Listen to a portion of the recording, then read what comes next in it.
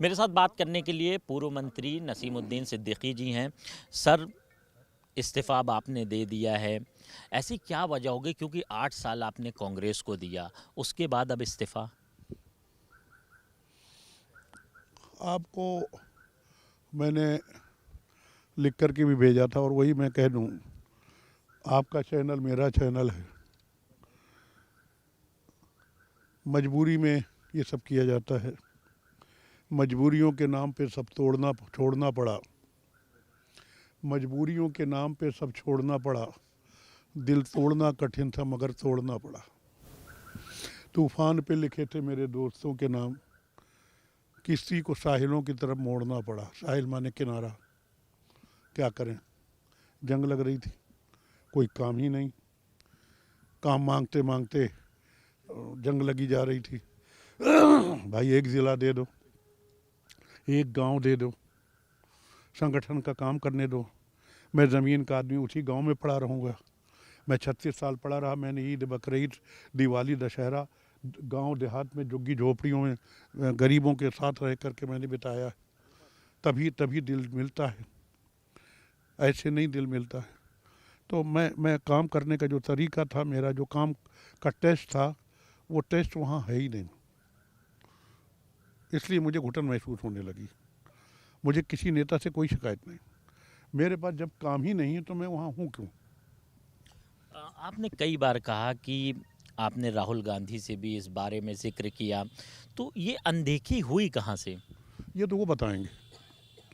मैंने मोहतरमा प्रियंका गांधी जी से कम 50 बार कहा होगा काम चाहिए।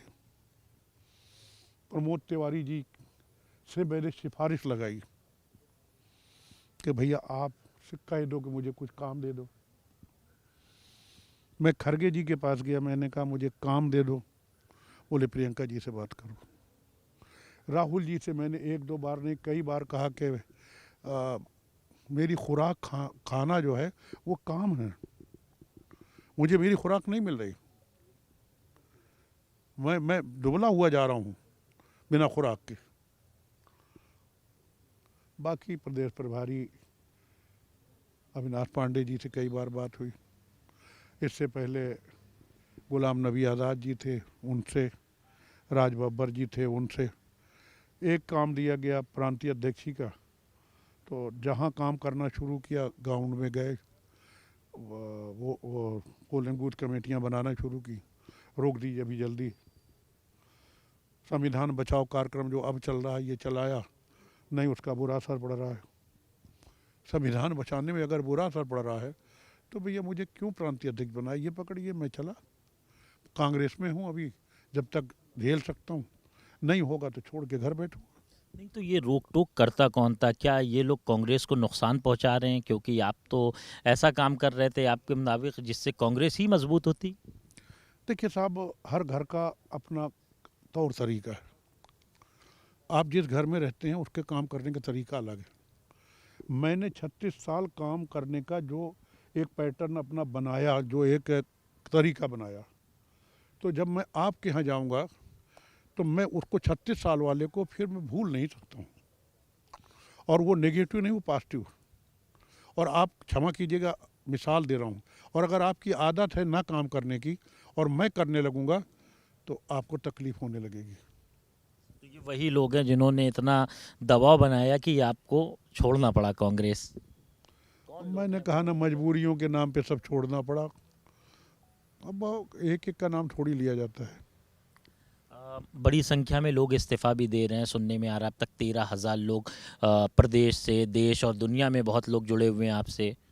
हाँ, मेरे पास आया है कई ज़िलों, कई देशों से। ये ओवरसीज़ कांग्रेस के हैं वो लोग, मुझे पता भी नहीं था, मैं उनको जानता भी नहीं हूँ। तो कई देशों से रिज़ाइन भेजे गए हैं।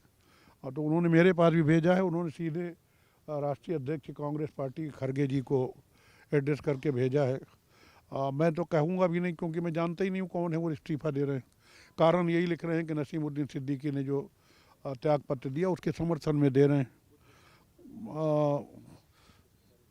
अभी दिल्ली से भी दिए गए, दिल्ली प्रदेश से, उत्तराखंड से दिए गए, आसाम से अभी एक आया है। तो अब मैं जानता भी नहीं हूँ आसाम वालों को। उत्तर प्रदेश में नसीमुद्दीन सिद्दीकी एक बड़े नाम हैं, तो अब सबकी निगाह इस चीज़ पर टिकी कि आखिर वो करेंगे क्या? क्या अपनी पार्टी बनाएंगे, सपा में जाएंगे, या फिर से कोई घर वापसी का प्लान बना रहे हैं? मैं अपने आप को बड़ा नहीं मानता।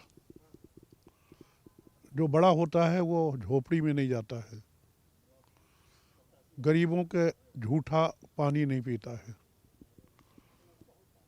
मैं बड़ा नहीं हूँ और ना मैं बड़ा अब बनना चाहता हूँ।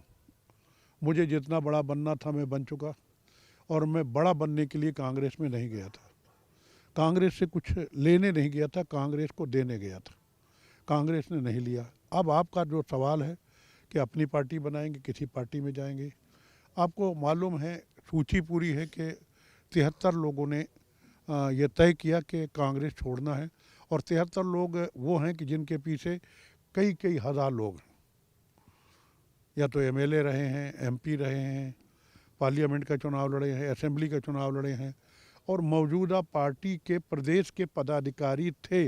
अभी परसों तक प्रदेश के पदाधिकारी थे कांग्रेस पार्टी के। तो भाई अगर सब ने बैठ के तय किया है कि कांग्रेस पार्टी छोड़ना, तो अब हम सब लोग सबको बुला के बैठ करके तय करेंगे कि फ़ैसला क्या लेना। अगर मैं अकेले फ़ैसला ले लूँगा तो फिर मेरी बात सुनेगा कौन? मेरे ऊपर यकीन कौन करेगा? लोगों ने मेरा यकीन किया तो मैं उनका यकीन नहीं तोड़ूंगा। और आपके इस सवाल का जवाब हम फरवरी के फर्स्ट वीक में 1, 2, 3 तारीख में प्रेस मीडिया बुला करके दे देंगे। उससे पहले वहाँ जा करके या बुला करके अगर उनको आने में दिक्कत होगी तो मैं दिल्ली चला जाऊँगा, मेरठ चला जाऊँगा, बनारस चला जाऊँगा, बुंदेलखंड चला जाऊँगा। उन सब की अलग अलग राय लेना हुई। अगर सब यहाँ आ जाते हैं तो यहाँ राय ले करके हम इस महीने के अंदर में सब कर लेंगे। पहली, दूसरी, तीसरी में एक प्रेस बुला करके और ये हम घोषित करेंगे कि हम ये करने जा रहे हैं। एक आखिरी सवाल है कि अब जिस तरह से आपने इस्तीफ़ा दे दिया है, तमाम कयास भी लगाए जा रहे हैं कि हो सकता है अपनी पार्टी बनाएं, क्योंकि आपके पास एक बड़ा मॉब है, तो ज़्यादा फोकस आपका क्या रहेगा कि आप खुद अपनी पार्टी बना रहे हैं या किसी से बातचीत चल रही? क्योंकि लोगों का सवाल है, ये लोग जानना चाह रहे हैं आखिर नसीमुद्दीन सिद्दीकी करेंगे क्या आगे। 2027 में विधानसभा चुनाव है, इस वक्त आपने कांग्रेस के लिए भी एक बड़ा झटका है, क्योंकि मुस्लिम चेहरा हैं आप उत्तर प्रदेश के।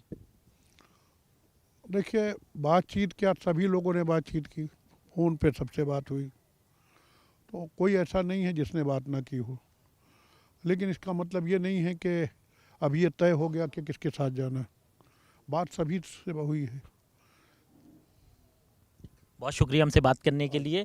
पूर्व मंत्री नसीमुद्दीन सिद्दीकी थे, जिनका कहना है कि फरवरी की फर्स्ट वीक या सेकेंड वीक में वो इस चीज़ का ऐलान करेंगे कि आखिर उन्हें आगे करना क्या है। वीडियो जर्नलिस्ट सौरभ झा के साथ कफीलुर रहमान, भारत समाचार, लखनऊ।